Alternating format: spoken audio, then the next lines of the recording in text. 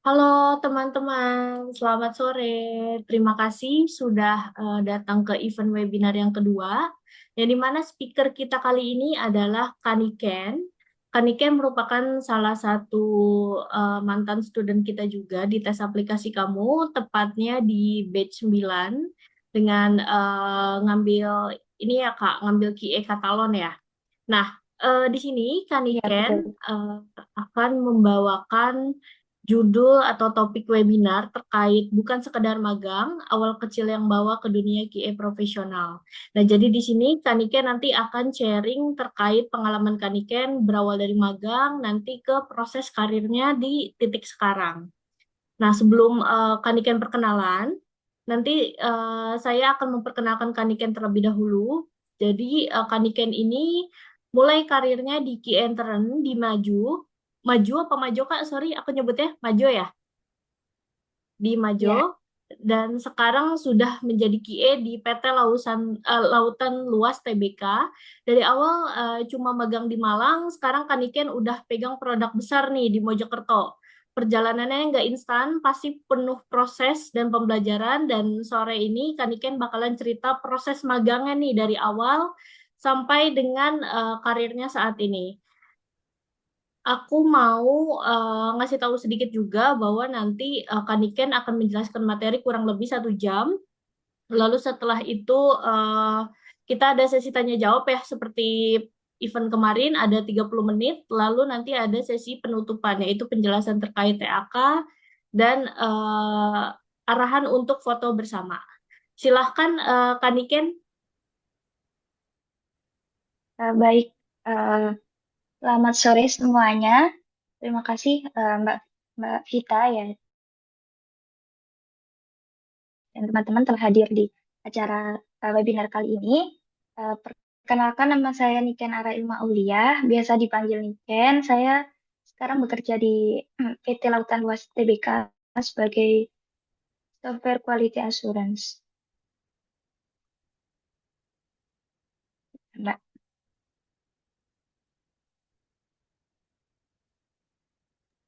Sudah bisa sharing materinya, Kak?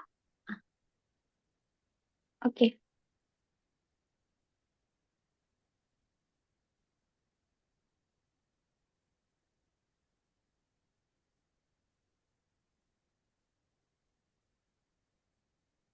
oke.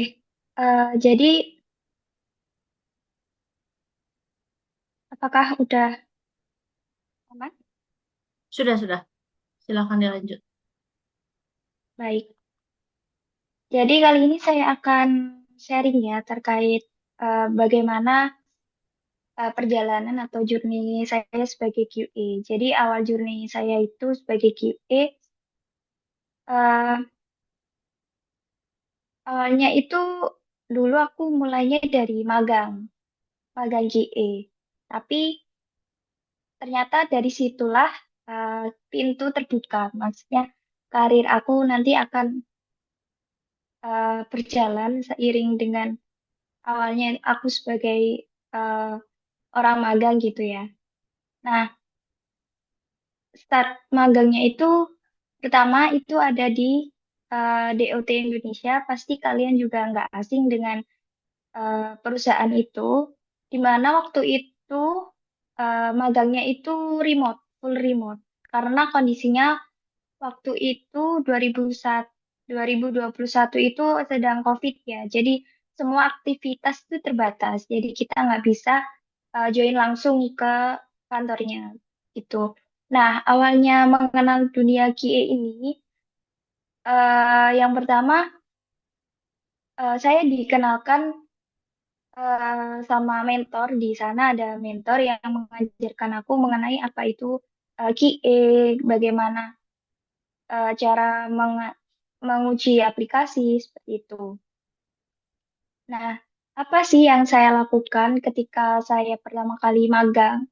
Nah, itu yang pertama em, ada testing aplikasi secara manual, di mana di project magang itu saya belajar tentang bagaimana cara menguji sebuah aplikasi itu secara manual, karena baru pertama kali ya. Nah, Ketika melakukan pengujian pertama kali, pasti kita kayak ya udah kita testing aja gitu kan. Tapi ternyata enggak teman-teman. Ternyata di balik testing suatu fitur itu kita harus belajar juga produknya itu seperti apa. Selain itu, ketika kita melakukan pengujian, kita itu harus mempunyai sebuah test case. Nah, untuk penyusunan test case sendiri ini kita juga diajarin. Jadi nggak nggak sekedar ya udah kita buat gitu. Jadi ada kayak stepnya gitu. Nah, kemudian ketika kita melakukan pengujian aplikasi, kita kan pasti akan menemukan sebuah hasil ya atau result. Nah, nanti untuk resultnya kita belajar saya belajar untuk melakukan report bug. Nah, selain itu, ketika magang, karena kita sebagai QA ya, jadi kita penengah antara developer juga, jadi kita melakukan kolaborasi. Nah, waktu itu kan remote, jadinya full daily meetingnya itu kita online seperti itu. Nah, apa yang saya pelajari ketika sebagai QA magang? Yang pertama, bagaimana saya bisa eh, belajar untuk teliti dan detail dalam menemukan bug pada sebuah aplikasi. Kemudian selain itu, kita juga harus belajar komunikasi yang baik.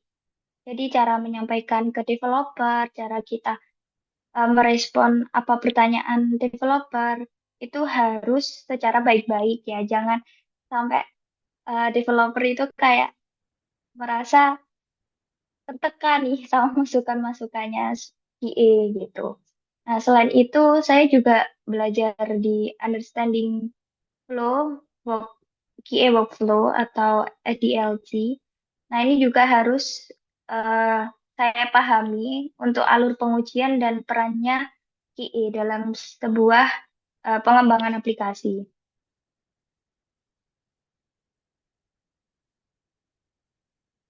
Nah, setelah magang, kemana kira-kira eh, aku melanjutkan ini? Apakah aku cukup, oh ya sudah, selesai magang ya udahlah, nanti cari-cari kerja apa-apa gitu. Nah, tapi sempat aku bertanya sih ke diri sendiri, kalau apakah eh, memang aku ini kayak cocok gitu di dunia QA, terus juga eh, aku juga tanya apakah QA itu cuman sebenarnya kayak ngetes-ngetes aplikasi aja sih. Ternyata QA itu punya peran jauh lebih besar dari itu. Nah, ketika aku udah sadar kalau QA itu bukan cuma ngetes, tetapi QA itu tentang kualitas. Jadi, bukan juga sekedar cari bug. Di situ aku ada niat atau mau menekuni di dunia QA. Sehingga setelah magang itu saya mencoba untuk eh, mencari opportunity lah ya, mau mencari kerja sebagai QA. Awalnya kayak sempat ragu karena eh, dasarnya kan dari magang kayak gitu kan. Dan waktu itu masih sempat kuliah di semester akhir. Nah, karena eh, saya mau menekuni hal itu, akhirnya ada beberapa journey. Awal journey itu 2021 sampai sekarang. Nah, detailnya akan aku sampaikan di ini ya. Jadi, my first career as QA itu saya bekerja di PT Maju Teknologi Indonesia. Nah, dari sana awal karir ya sebagai QA dan terlibat dalam pengujian suatu fitur POS. Kalau biasanya di kafe-kafe pasti ketemu ya kasir yang memakai aplikasi Maju kayak gitu sih. Nah, di sana ternyata beda jauh sama apa yang saya lakukan ketika magang. Jadi sempat kayak culture shock sih. Karena ternyata kayak nggak segampang gitu sebagai QA. Nah, di awal karir saya itu, yang pertama, eh, di sana saya juga ketemu teman-teman QA lainnya dan berkolaborasi dengan tim developer, di mana pengalaman pertama saya ini dimulai dari pengujian manual lagi, tetapi ada satu ilmu yang saya dapat, yaitu mendalami terkait API testing. Nah, apa yang saya lakukan ketika pertama kali berkarir di Maju? Nah, yang pertama karena di magang saya itu belum ke mendalam ya di A/B testing. Jadi saya di sana mulai belajar melakukan pengujian API, baik itu API di mobile atau di apps di web gitu, memakai tools Postman. Serta di sana itu ada analisis dan reproduce bug dari user seperti itu. Selain itu, karena di sana fokus terhadap produk, jadinya di sana saya juga melakukan tes desain dan tentunya kita harus melakukan dokumentasi. Jadi kita di sana itu menyusunnya itu ada beberapa dokumentasi, yaitu ada test plan, skenario, kemudian hasil testingnya itu melalui manajemen ClickUp seperti itu. Nah, selain itu ada tantangan lagi ketika berkarir di Maju, yaitu di sana itu ternyata bukan hanya manual testing, tetapi juga ada automation testing. Nah, kan awal ya dari magang kan pasti manual. Kemudian ada tantangan baru nih, automation. Jadi saya itu eh, apa ya, istilahnya kayak belajar terus sehingga di sana juga bisa automation gitu itu. Nah, di sana itu automationnya pakai Cypress. Selain itu, di sana juga QA itu bisa berkolaborasi dengan tim, baik tim UI UX sampai ke review PRD ya, karena dari awal aplikasinya mau dirilis itu kan kita pastinya mendapatkan PRD untuk dibuat sebuah test case, seperti itu sebelum aplikasinya nanti siap untuk go live.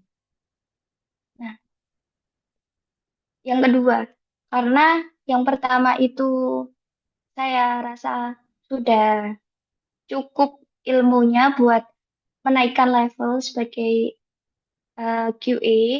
Akhirnya pada tahun 2023 saya mencoba untuk apply lagi ke perusahaan lain. Nah, alhamdulillahnya itu saya keterima di namanya itu PT Ada Ide Langsung Jalan. Itu tempatnya di Malang juga. Dan di sana juga sebagai SQA atau QA, nah itu juga bertanggung jawab untuk melakukan pengujian. Tetapi di sini proses bisnisnya itu berbeda sama yang sebelumnya. Kalau dibilangnya di Smartlink ini, itu pengujiannya aplikasi laundry atau internalnya perusahaan yang eh, ownernya itu orang-orang bisnis laundry gitu. Nah, di sana juga sebagian besar sama yang saya lakukan. Yang pertama ada fungsional dan IP testing.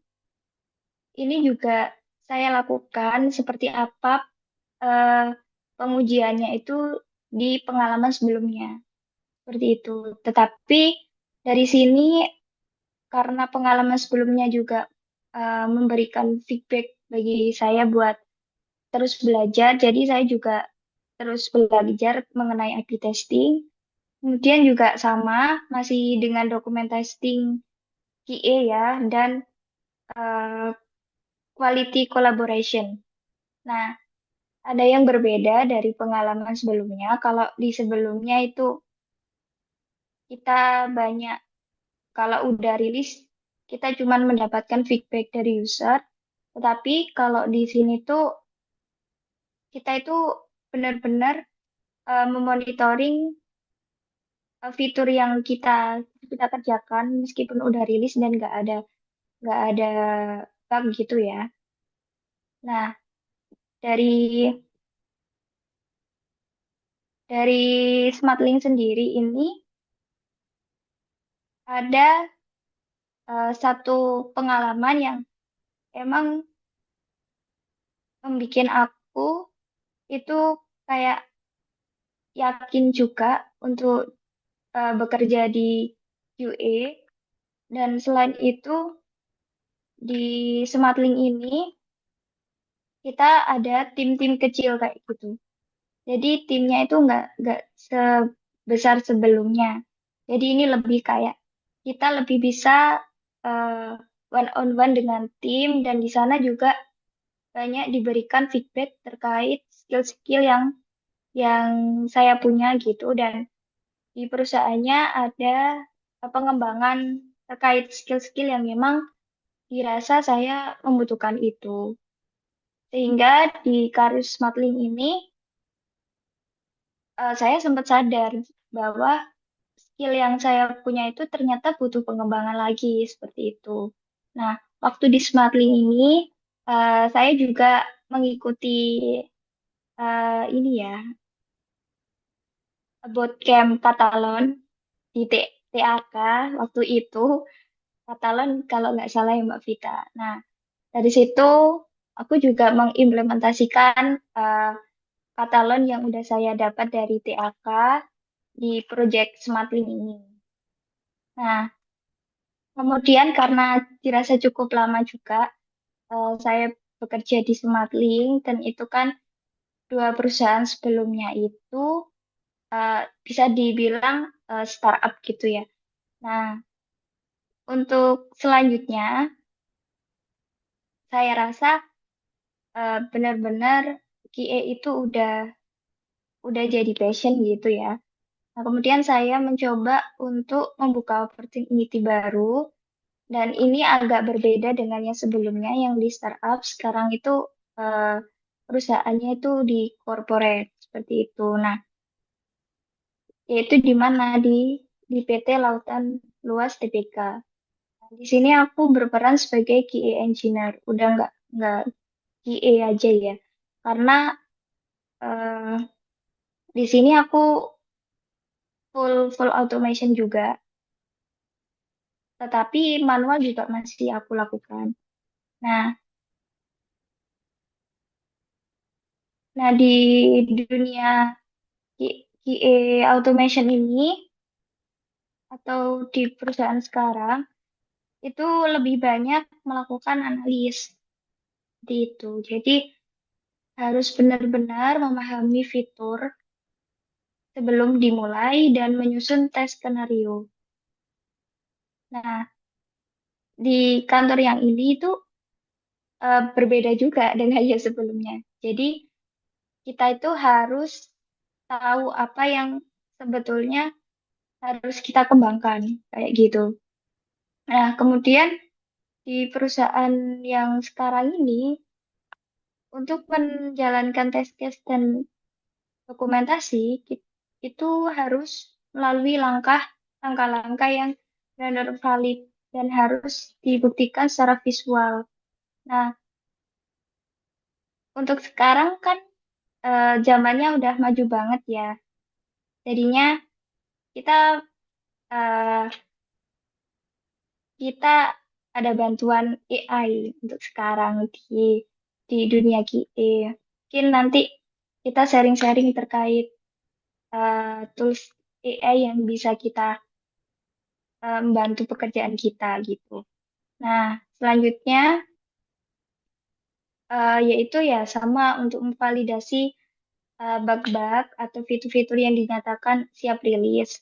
Kemudian juga melakukan test reporting dan collaboration bersama tim. Nah, selama perjalanan tiga perusahaan ini, ada tiga hal yang emang benar-benar itu membentuk mindset aku sebagai QA. Yang pertama, QA itu harus cepat beradaptasi karena setiap beda-beda perusahaan itu pasti secara kultur eh, perusahaan, kemudian dokumentasi, terus produknya, timnya itu kan pasti punya keunikan masing-masing kayak gitu. Nah, yang kedua, belajar tentang komunikasi itu lebih penting dari sekedar laporan. Jadi kalau misalkan Q itu kadang juga lupa gitu kan terkait laporan.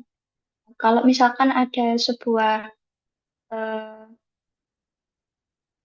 kendala gitu, kita harus segera lapor ke developer. Jangan kayak ya kita diam aja lah nanti kalau ketemu developer lah aku bicarain kayak gitu. Jadi kalau misalkan ada blocker atau ada pun masalah di aplikasi misalkan, ini kok nggak bisa login atau loh ini kok aplikasinya lemot sekali, nggak bisa ngetesting kayak gitu tuh kita harus harus cepat gitu, cepat komunikasi ke developer kayak gitu. Dan ya pastinya kita harus selalu follow up, follow up terkait bug. Jadi kita kayak tiap hari itu kayak reminder, Mas Mbak, apakah ini udah selesai untuk bisa di testing ulang gitu. Nah, yang ketiga ini sangat penting sih. Jadi harus dijaga konsistensinya untuk selalu belajar. Jadi jangan berhenti belajar. Atau apalagi sekarang itu teknologi itu kayak berkembang terus. Jadi kita perlu belajar automation gitu. Nah, bagaimana sih cara aku tuh bisa tumbuh sampai saat ini? Nah, dari teman-teman apa yang kalau dari step up itu apa yang udah eh, teman-teman lakukan gitu. Nah, habis ini aku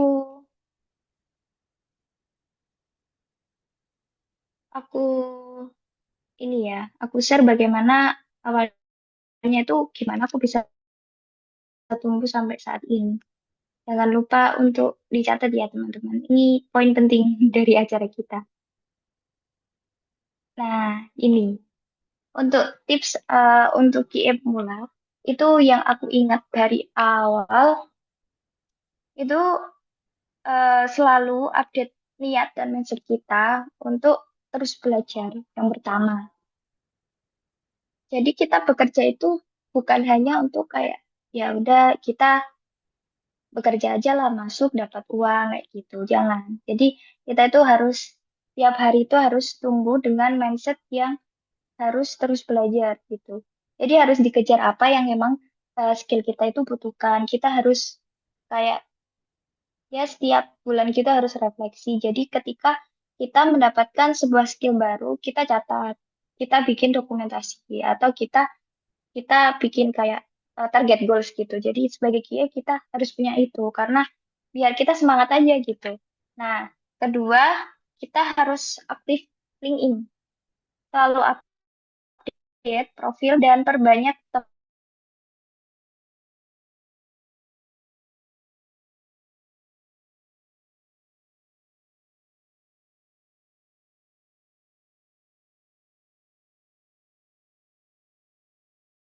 teman mulai baca postingan teman-teman gitu kan banyak yang share knowledge terkait QA pengalamannya atau kita bisa follow senior senior QA yang emang karirnya itu udah lama kayak gitu. Nah, nanti kalau misalkan kita mau bertanya atau mau berkenalan lebih dalam itu kalau kita udah terkonek itu lebih oke ya.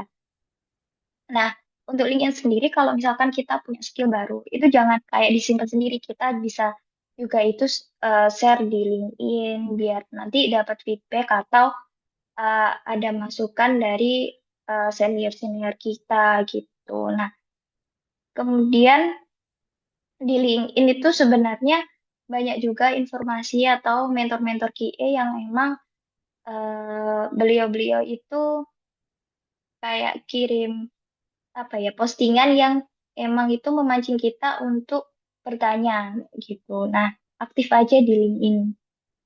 Kemudian join komunitas QA dan ikut webinar QA kayak seperti ini tuh udah langkah baik buat QA ya.